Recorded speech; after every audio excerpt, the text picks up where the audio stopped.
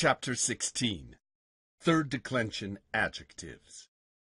Chapter 16 covers the following: the formation of third declension adjectives, the agreement between adjectives and nouns of the first, second, or third declension, and at the end of the lesson we'll review the vocabulary which you should memorize in this chapter. There are two important rules to remember here. Rule 1. Third declension adjectives are I-stem. That means their ablative singulars will end I, their genitive plurals will end IUM, and neuter nominative and accusative plurals will end IA. Rule 2. Third declension adjectives can be 1, 2, or 3 termination. Third declension adjectives. And here's another chapter full of good news. There's all but nothing new to learn here. The basic principle of this lesson is very simple. Just like some Latin nouns, some Latin adjectives are third declension. That is, they have third declension endings. ISI, EME, and so on. But, unlike third declension nouns, third declension adjectives are all I-stem. They have a genitive plural ending IUM, a neuter nominative and accusative plural ending IA, and an ablative singular ending in all genders, I. Here's an example of a third declension adjective. Brevis breve, meaning short.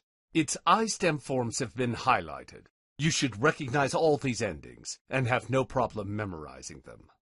The only real complication in formation with third declension adjectives centers on their nominative singular forms. Isn't it always the nominative singular?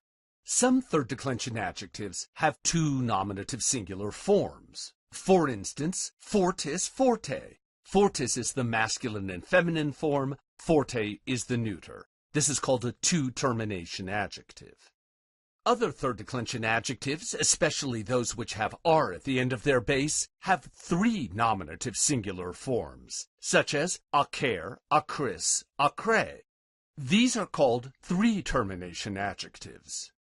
Yet others have only one nominative singular form, such as potens, potentis, where potens is the masculine, feminine, and neuter form, potentis is the genitive singular. It's necessary to provide this form in order to show that the base is potent, P-O-T-E-N-T.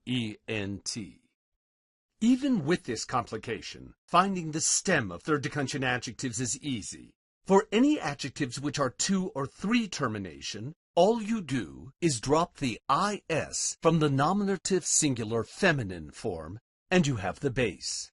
Take, for example, the two-termination adjective fortis, forte. Fortis is the nominative singular feminine form. Drop the is, and you can see that the base is fort, F-O-R-T. For a three-termination adjective, do the same. For example, acer, acris, acre. The nominative singular feminine form is acris. Drop the is, and you can see that the base is acre, A-C-R. For one-termination adjectives, as we just noted, the genitive singular is required. So, for instance, the base of potens is potent, which you get when you drop the is ending from the genitive singular form. The major difficulty this chapter entails is the integration of third declension adjectives into the larger scheme of nouns and adjectives we've studied so far. Third declension adjectives always use third declension endings, never first, second. And when they are matched with first or second declension nouns, the endings will not look alike, but they will in fact agree. Therefore, you need to practice matching third declension adjectives with first, second declension nouns, or nouns of any declension. Let's do an exercise where you get to practice this. We'll take the adjective dulcis, its third declension, and it means sweet, and match it with a variety of nouns from different declensions, always following this procedure. First, we'll determine the declension of the noun. Second, its number, gender, and case.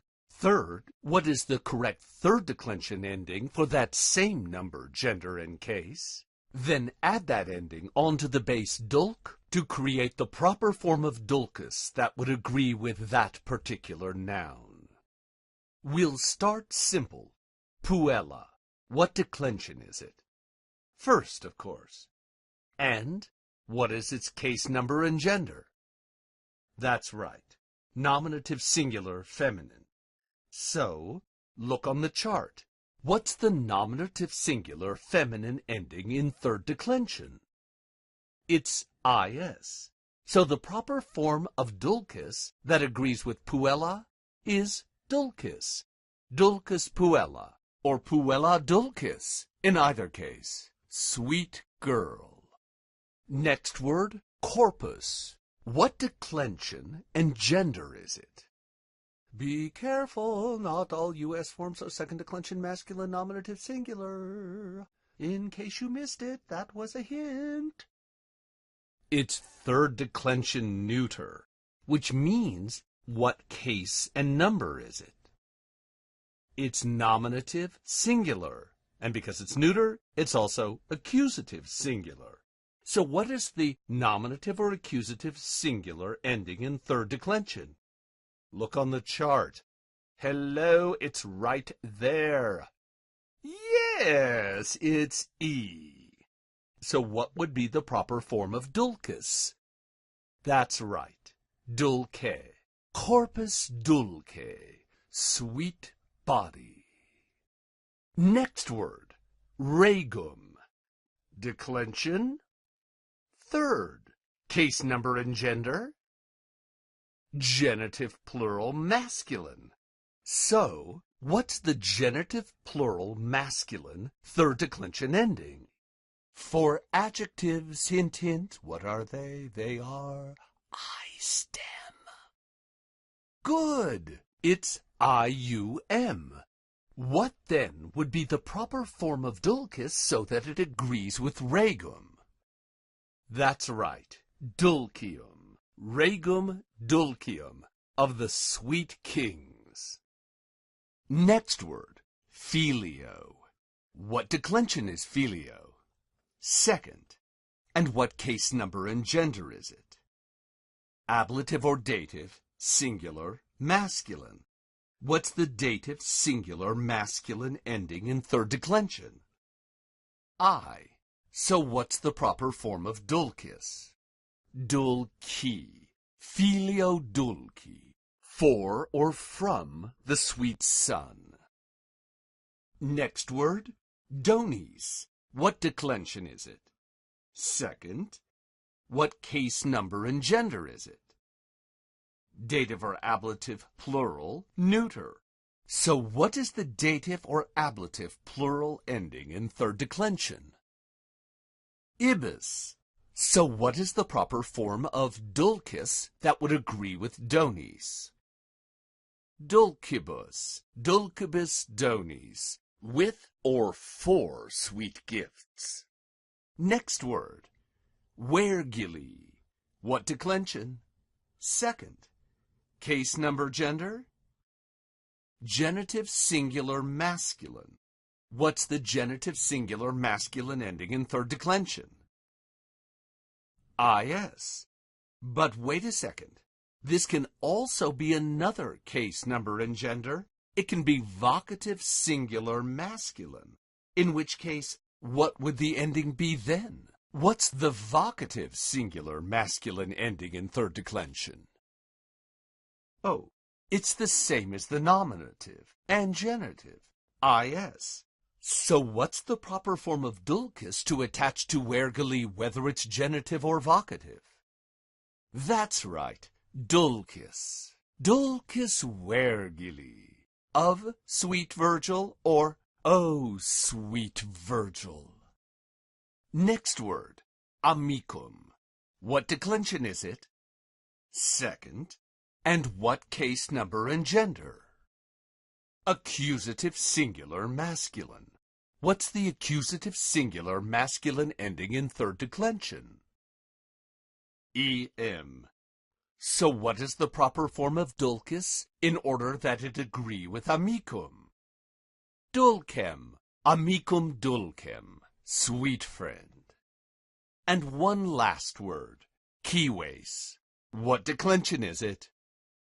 Third. What case number and gender is it? Nominative or accusative, plural, masculine or feminine? What would be the proper third declension ending to put on this adjective then? Es. So what form of dulcus would be used with keywase? Too easy. Dulcase. Keywase dulcase. Sweet citizens. Matching third declension adjectives to nouns of any declension is a vital skill for anyone who wants to read and understand Latin. I and Mr. Wheelock and many Roman authors will give you plenty of opportunity to practice doing this. Thus, to the end of this presentation, I've attached some additional exercises of the sort we just did, in hopes that you'll master this all-important skill as quickly as possible. Vocabulary. The first word is aitas aitatis, feminine, meaning life or period of life, or age, as in a period of time. It's a third declension, feminine noun.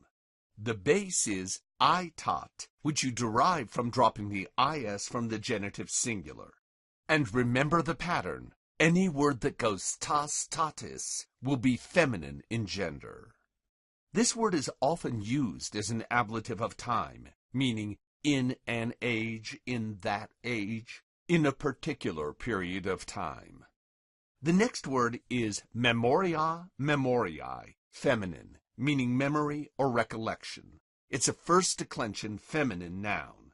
This word is often used as an ablative of means, rendering the sense by or from memory. The next word is beatus, beata, beatum, meaning happy, fortunate, or blessed. It's a first-second declension adjective. And the next word is brevis, breve, meaning short, small, or brief. It's a third declension adjective, which means it is by nature I stem. Also, it's two termination, meaning brevis represents both the masculine and feminine nominative singular, and breve the neuter. So, what will be the ablative singular? Good for you, brevi. I is the ending for third declension adjectives in the ablative singular across all three genders. The next word is celer, celeris, celere. It means swift, quick, or rapid. It's a third declension adjective, and therefore I stem. And like brevis, it's two termination.